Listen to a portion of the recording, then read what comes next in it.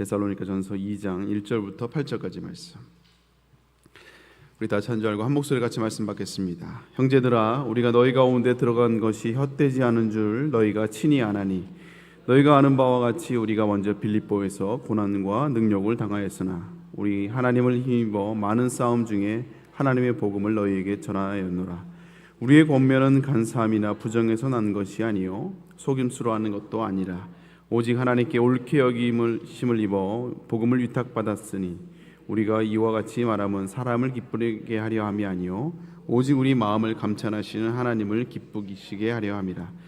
너희도 알거니와 우리가 아무 때에도 아첨하는 말이나 탐심의 탈을 쓰지 아니하는 것을 하나님이 증언하시느니라.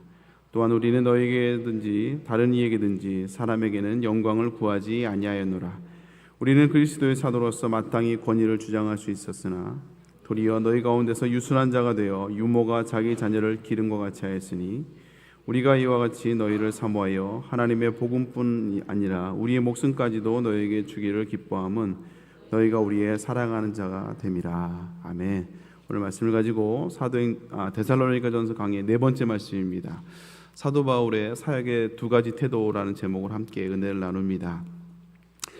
이 데살로니가서는 그 문학의 장르로 이야기하면 이제 서신서입니다. 한마디로 말하면 이제 편지이죠. 그래서 편지 형태를 띠고 그래서 이 데살로니가전서도 이렇게 편지의 형식을 서신서 형식을 이제 띠고 있습니다. 그래서 우리가 지난 시간에 살펴봤던 1장은 서두로서 그 인사와 또 이제 감사에 대한 내용이 나와 있고요. 그리고 이제 4장 5장은 이제 권면의 내용들이 나와 있습니다. 그리고 그 사이에 있는 이제 오늘 우리가 살펴볼 2장은 이제 3장까지 해서 이제 편지의 이제 몸체와 같은 그런 부분에 해당이 됩니다. 특별히 사도 바울이 그 복음을 우리가 계속 나눴지만 3주간에 짧게 전한 이 데살로니가 교회, 그리고 또 이제 유대인들의 핍박으로 인해서 이제 급하게 이제 데살로니가를 이제 빠져나왔잖아요. 그래서 이제 그 3주간의 짧은 기간 복음을 전했고, 또 이제 헤어질 때도 급하게 이제 야반도주하듯이 나왔기 때문에 아마 이런 상황으로 인해서 이제 교회가 점점점 세워져 가면서 이제 사도 바울에게 제기될 수 있는 여러 가지 질문들, 이게 그거에 대한 이제 설명과 또 해명이 좀 필요한 부분이 있었을 거예요. 특별히 이제 아마 이제 가장 이제 설명이 필요한 부분이 왜 갑자기 이렇게 떠나야 됐느냐, 교회를 앞두고 교회를 왜 갑자기 이렇게 도망가듯이 떠나야겠느냐, 그에 대한 아마 설명이 좀 필요하지 않을까 싶어요. 그래서 이 데살로니가전서 그 2장부터는요 12절까지 자기가 왜 그렇게 했는지에 대한 자기 자신을 변론하고 변호하는 내용들이 나오게 됩니다. 우선 그 자기 자신을 이제 변호하고 설명하는 내용 가운데 가장 먼저 사도 바울은 데살로니가 교인들에게 내가 처음 너희들에게 가서 내가 무엇을 전했고 내가 어떤 자세로 전했는지를 우선 사도 바울은 이제 기록을 하고 데살로니가 교인들이 그걸 회고하게 해요.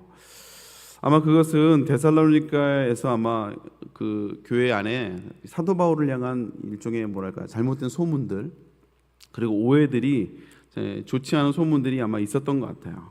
그래서 이 부분에 대한 적극적인 해명이 좀 필요합니다. 왜냐하면 그 권위가 무너져 버리면, 사도 바울에 대한 권위가 무너져 버리면 그 편지도 전혀 이게 그 어느 권면도 들어가지 않기 때문에 그렇습니다. 사도 바울이 두 가지를 이야기하는데, 첫 번째는 이제 무엇을 전했는가예요. 무엇을 전했는가? 당연히 복음을 전했죠. 3주간 복음을 전했고, 그 복음에 정말 순수하게 반응하는 데살로니가 교인들을 볼 수가 있잖아요. 근데 오늘 이제 순수한 복음을 전하는데, 오늘 2절에 보니까 사도 바울의 고백 중에 뭐라냐, 많은 싸움 중에 하나님의 복음을 너에게 전했다라고 이야기를 합니다.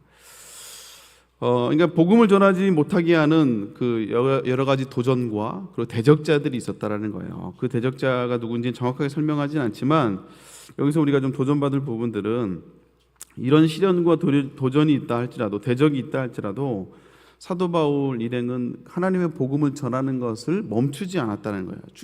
중간에 주저하거나 중단하지 않았다는 것입니다. 왜냐하면 여러 가지 고난을 당하면 우리가 약간 멈칫할 수 있잖아요. 예. 또 핍박을 당하고 하면 우리가 복음을 전하는 것을 조금 이제 주춤할 수가 있는데 사도 바울은 그러지 않았다라는 거예요. 우리가 교회 안에 우리가 신앙생활 하다 보면 다양한 것들이 우리가 교회에 요구가 됩니다. 그래서 다양한 봉사도 있고요.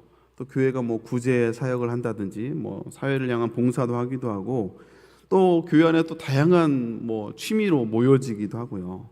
뭐 여러 가지 하여간 교회 안에 다양한 것들이 이제 우리가 제공이 되고 하죠. 근데 아무리 정말 이렇게 화려하고 시설도 화려하고 뭐 여러 가지 다양한 편의시설이 갖춰졌다 하고 여러 가지 뭐 모임이 갖춰졌다 할지라도요, 정말 중요한 것, 그 공동체 안에 복음의 역사는 절대 빠져서는 안 된다는 거예요.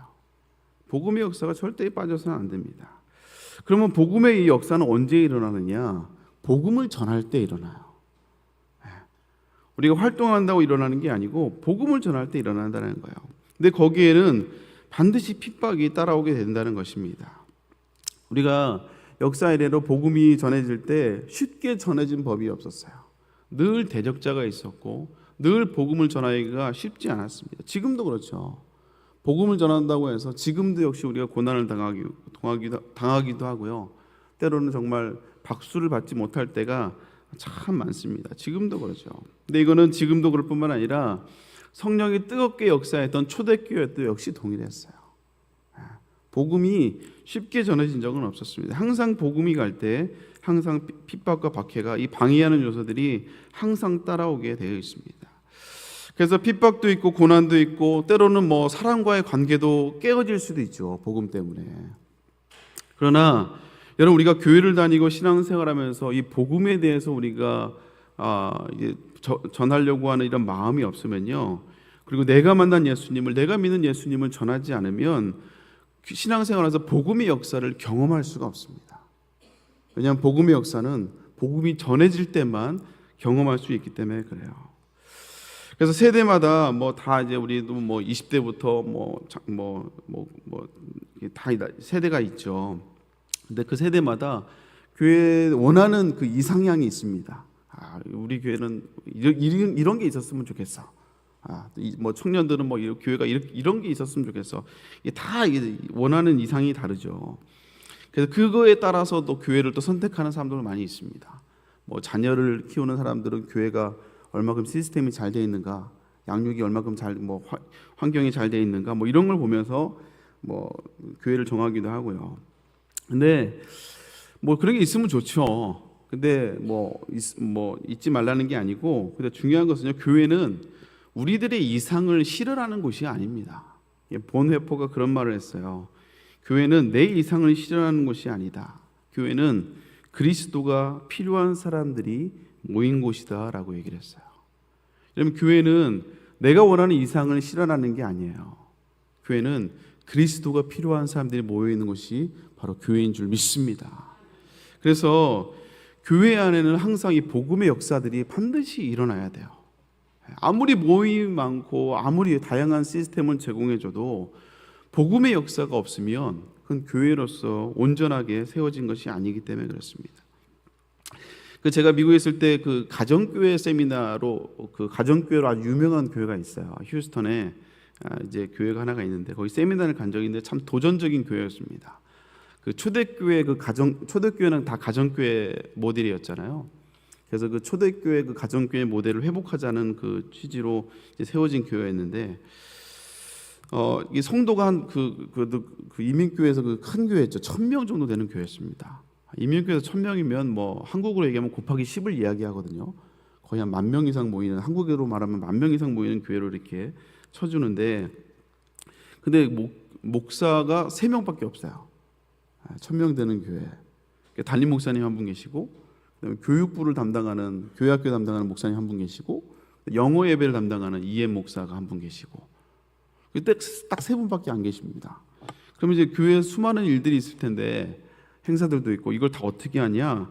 거기에는 이제 목자들이 해요. 목자로는 이제 우리로 말하면 이제 생명순장 같은 사람입니다. 이 목자들이 다 해요. 그래서 이게 참, 목자라고 하는데 거의 반 목회자입니다.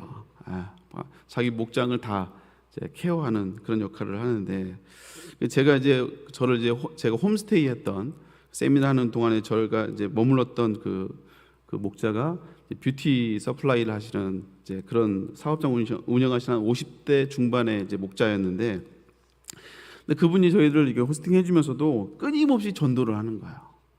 끊임없이 그 유학원 대학생들을 전도를 하고, 또 불러서 밥을 먹이고, 또 이 친구는 그때 한번 교회 몇 번 왔는데 또 떠났다고 다시 불러서 또 이제 밥을 먹이고, 끊임없이 복음을 전하고 끊임없이 관계를 맺는 것을 보게 되었어요. 그리고 이제 끊임없이 이제 도움이 필요한 사람들을 계속 이제 찾아내고 섬기는 걸 보게. 왜냐하면 이제 복음을 전하려고. 근데 그분의 말이 이렇게 계속 전도를 해야, 그래야 생명의 역사가 계속 일어난다는 거예요. 생명의 역사가. 그리고 그래야 목장이 산다는 거예요. 기존에 있는 이 사람들만 계속 있으면 이게 자꾸 이제 기도응답도 별로 없고, 자꾸 이제 불필요한 걸로 서로 이제 이게 스타일이 다르다 보니까 불필요한 걸로 이게 다툼도 생기고 문제가 생기는데, 이 새 가족이 와야, 전도가 돼서 그 영혼이 하나님을 만나는 그 뜨거운 감격들을 경험해야, 다시 말하면 복음의 역사들이 계속 일어나야 이 목장이 살아난다는 거예요. 그래서 자기는 이 목장을 계속 그 복음의 그 감격들을 알기에 끊임없이 복음을 쉽지는 않지만 끊임없이 복음을 전하고 끊임없이 영혼을 구원하기 위해서 뭐 장년이든 청년이든 하여간 가리지 않고 전도하는 것들을 보게 되었어요. 맞습니다. 우리가 고난은 있지만, 그러나 복음 안에서 우리가 사역하고 신앙생활을 한다면요, 반드시 복음의 역사들을 우리가 경험해야 돼요. 아멘입니까? 그래서 우리가 고난이 두려워서, 때로는 단절이 두려워서 우리가 복음을 전하는 것을 가볍게 여기고 자꾸 취미로만, 더 편한 사람들끼리만 자꾸 모이기 시작하면요, 교회는 아무런 역사가 일어나지 않습니다. 복음의 역사를 경험할 수 없게 된다는 거예요. 그래서 우리는 사실 그래서 자꾸 안 믿는 사람들을 만나야 돼요.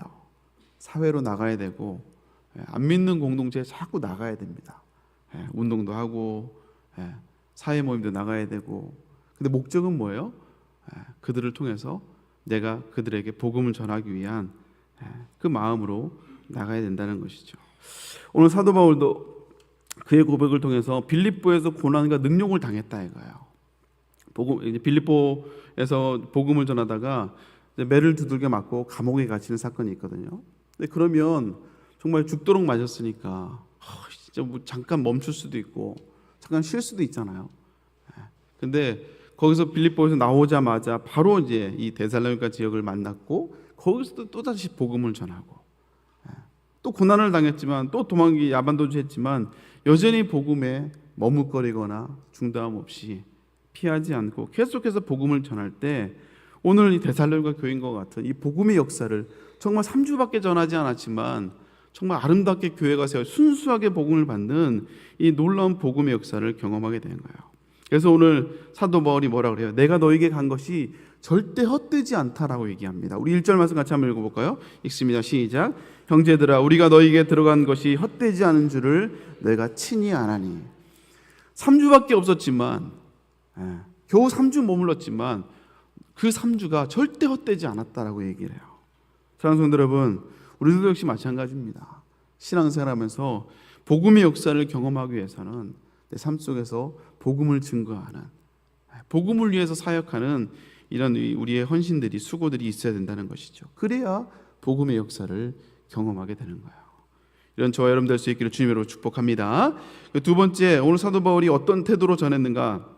두 번째는 이제 어떤 자세로 전했는지를, 복음을 전할 때 어떤 자세로 전했는지를 데살로니가 교인들에게 기억하게 해요. 사역의 자세인데, 첫 번째는 사람을 기쁘게 하는 게 아니라 하나님을 기쁘시게 하였다 이거죠. 우리 4절 말씀 같이 한번 읽겠습니다. 시작. 오직 하나님께 옳게 여기심을 입어 복음을 위탁받았으니 우리가 이와 같이 말함은 사람을 기쁘게 하려 함이 아니요 오직 우리 마음을 감찰하신 하나님을 기쁘시게 하려 함이라.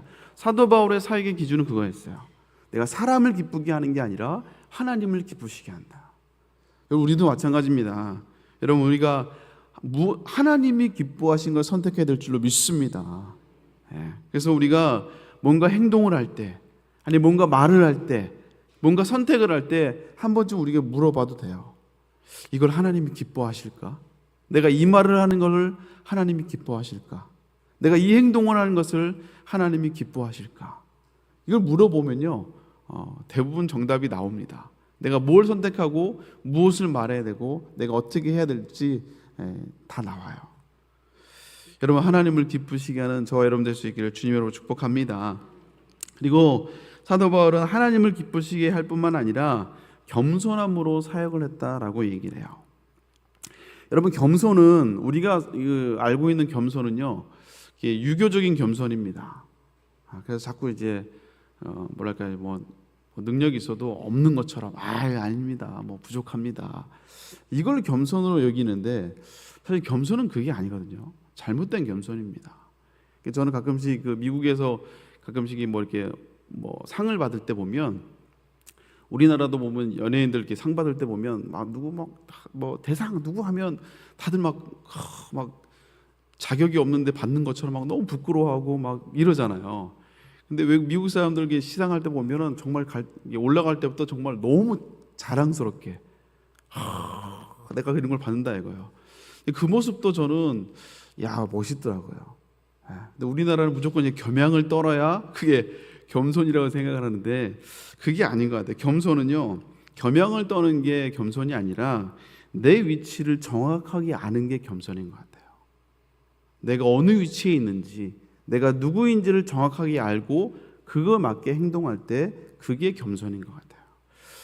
그래서 오늘 사도 바울은 이제 두 가지 겸손의 모습을 이야기하는데, 첫 번째는 권위를 세우고 또 권리를 이야기할 수 있는데 마치 유모가 자녀를 키움같이 데살로니가 교인들에게 대했다고 얘기를 합니다. 우리 7절 말씀 같이 한번 읽어볼까요? 있습니다. 시작. 우리는 그리스도의 사도로서 마땅히 권위를 주장할 수 있으나 도리어 너희 가운데서 유순한 자가 되어 유모가 자기 자녀를 기른과 같이 하였으니. 내가 사도로서 마땅히 권리를 누릴 수 있고 이런 이제 뭐 권리를 말할 수 있는데, 주장할 수 있는데 그러지 않았다 이거예요. 이걸 다 포기하고 오히려 유순한 자가 돼서 마치 부모가 자녀를 양육하듯이. 여러분, 부모가 자녀를 양육할 때 어떻게 해요? 부모가 원하는 대로 끌고 가지 않잖아요. 기다려주고 또 이해해주고 맞춰주려고 합니다. 그렇게 데살로니가 교인들을 양육했다 이거죠. 근데 사도 바울은 거기서만 끝나지 않아요. 사도 바울은 정확한 자기의 위치를 알고 있었습니다. 그래서 데살로니가 교인을 양육할 때 그렇게 무조건 받아주기만 하고 그냥 오냐 이렇게만 하지 않고 오늘 11절에 이렇게 얘기를 하죠. 우리 같이 한번 11절 말씀 같이 한번 읽겠습니다. 시작. 너희도 아는 바와 같이 우리가 너희 각 사람에게 아버지가 자기 자녀에게 하듯 권면하고 위로하고 경계하노니. 그러니까 사도 바울은요, 단순히 좋고 막 무조건 받아주기만 하는 것이 아니라 아버지가 자기 자녀에게 하듯 권면하고 또 위로할 뿐만 아니라 경계도 했다 이거예요. 다시 말하자면 딱 선을 거준 거예요. 이건 아니다. 어린아이이기 때문에 아직 믿음이 없기 때문에 때로는 잘 받아주고 기다려주고 했지만, 그러나 선을 넘는 것은 정확하게 아니라고 선을 거주는 거. 이게 이제 사도 바울의 역할이었어요. 여러분, 양육의 원리가 그렇지 않습니까? 우리가 자녀를 키울 때 자녀를 키우면 좀 답답하잖아요. 애들이 잘 못 따라오니까. 근데 그 답답함을 답답하다고 하지 않고 기다려줘요. 그리고 이해해 줍니다. 맞춰주는 거예요. 근데 부모가 거기서만 끝나는 게 아니고요. 그래서 어떤 소통 전문가가 그런 얘기를 하더라고요. 특히 사춘기 아이들과의 대화를 할 때 대화를 하면 할수록 관계가 깨진대요. 왜냐하면 부모는 자꾸 답을 주려고 하거든요. 자꾸 아이들의 행동을 수정하려고 그래요. 그래서 대화로 여행을 가서도 뭐 기분 좋게 여행을 갔다가도 자리에 앉아서 진지하게 좀 얘기하려고 그러면 자꾸 이제 애를 태도 너 그래서 이것 좀 바꿔봐, 자꾸 바꾸려고 하는 거예요. 그래서 이제 그 소통 전문가에 의하면 차라리 말을 하지 마라, 말을 섞지 마라, 그리고 차라리 몸으로 대화를 해라. 몸으로 여행을 가고 그냥 뭐 하여간 같이 뭐 운동을 하고, 차라리 사춘기 때는 말을 하지 말고 몸으로 대화를 하라고 이렇게 권면도 합니다. 근데 이렇게 무조건 사랑만 주는 게 아니고요. 오늘 사도 바울은 정확하게 선을 거주죠. 권면과 또 위로와 경계를 해주는 거예요. 참 이게 부모가 양육을 할 때 참 쉽지 않은 부분인 것 같아요. 사랑해 주지만 안 되는 건 안 되는 거라고 정확하게 기준을 가지고 이야기할 수 있는 거, 이게 참 부모가 해줘야 될 중요한 역할 중에 하나인데, 이게 참 기준이 부모도 이렇게 달라지는 거죠. 기분에 따라서 기분에 따라 달라지는, 이게 참 문제인 것 같아요. 어쨌든 사도 바울은 자신의 위치를 정확하게 알았어요. 내가 누구인지. 그래서 복음을 위탁받은 자이지만, 그렇지만 복음을 전달해야 될 자이기 때문에 무조건만 다 우쭈쭈 해준 게 아니라 정확하게 경계를 해주고 정확하게 권면을 하고 또 때로는 위로할 수 있는 그런 겸손의 자세로 사역을 하고 있는 것을 보게 됩니다. 참 이 지혜가 저도 참 필요한 것 같고, 이 사명자들에게 정말 필요한 것 같아요. 이 자리에 계신 분들은 아마 대부분 누군가를 섬기고 있는 아마 리더이고 또 교회 안에서 귀한 사명자들일 것입니다. 근데 오늘 사도 바울의 이 모습을 통해서 우리는 여러 가지 봉사도 할 수 있고 여러 가지 섬김도 할 수 있지만, 중요한 것은 복음을 전함이, 내가 만난 예수 그리스도를 늘 전하려고 하는 내 마음의 그 장착이 됨이 우리에게 반드시 필요하다는 거예요. 어떻게 내가 복음을 전할까? 어떻게 내가 저 사람들에게 복음을, 내 친구들에게, 나와 함께하는 동료들에게, 나와 함께 취미를 같이 하는 사람들에게 내가 어떻게 복음을 전할까? 이것을 항상 우리가 고민하고 있어야 된다는 것이죠. 그럴 때 우리가 생명의 역사, 복음의 역사를 경험하게 된다는 것이죠. 그리고 겸손함으로 생각할 수 있는, 그래서 내 위치가 무엇인지 정확하게 알고 하나님께 복음을 위탁받았으며, 또한 우리가 리더로서 영혼들을 섬겨줄 수 있는 이런 지혜가 저 여러분들에게 다 될 수 있기를, 이런 신실한 주의 종들 될 수 있기를 주님의 이름으로 축복합니다. 함께 기도하겠습니다. 사랑의 하나님, 감사드립니다. 오늘 사도 바울이 복음을 전함에 있어서 정말 어디든지 복음을 포기하지 않았던, 고난을 당하도 매를 맞아도 피를 철철 흘리며 죽기까지 되어도 복음을 전함을 멈추지 않았던 그 모습, 또 본인이 어떤 위치인지를 정확하게 알고 겸손함으로 복음을 전했던 이 아름다운 모습이 우리의 모습 가운데 있을 수 있도록 주여 인도하여 주옵소서. 또 이 새벽에 나올 때 주 앞에 귀한 예물 가지고 나옵니다. 10의 1조로 드리며 감사의 물로 또 하나님의 1,000번째 예물로 드립니다. 특별히 수험생 자녀로서 기도하는 모든 기도의 제목들 하나님 함께 하시고, 하나님 우리 자녀들 하나님의 영광을 위해서 귀하게 쓰임받는 자녀들 될 수 있도록 주여 축복하여 주시옵소서. 우리 성도의 사업장을 주님이 붙잡아 주시고 건강을 책임져 주시며, 하나님 늘 하나님의 은혜 안에 붙들림 받는 아버지 귀한 성도들 될 수 있도록 주여 복음의 빚진 자의 삶을 살아가는 저희들 될 수 있도록 인도하여 주시옵소서. 담임 목사님 능력으로 붙잡아 주시고 철학 예배 가운데도 하나님 함께하여 주시옵소서. 감사드리며 예수님의 이름으로 기도 올렵나이다. 아멘. 하늘에 계신 우리 아버지여, 이름이 거룩함을 받으시오며 나라의 마옵시며 뜻이 하늘에서 이루어진 것 같이 땅에서도 이루어지리라. 오늘날 우리에게 일용할 양식을 주옵시고, 우리가 우리에게 죄인 자를 사하여 준 것 같이 우리의 죄를 사하여 주옵시고, 우리를 시험에 들게 하옵시며 다만 하옵소서. 구하옵소서.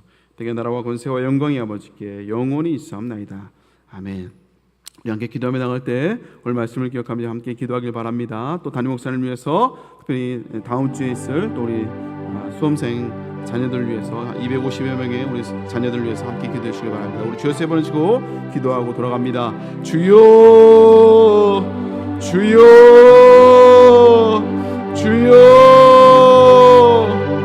하나님 아버지 감사합니다.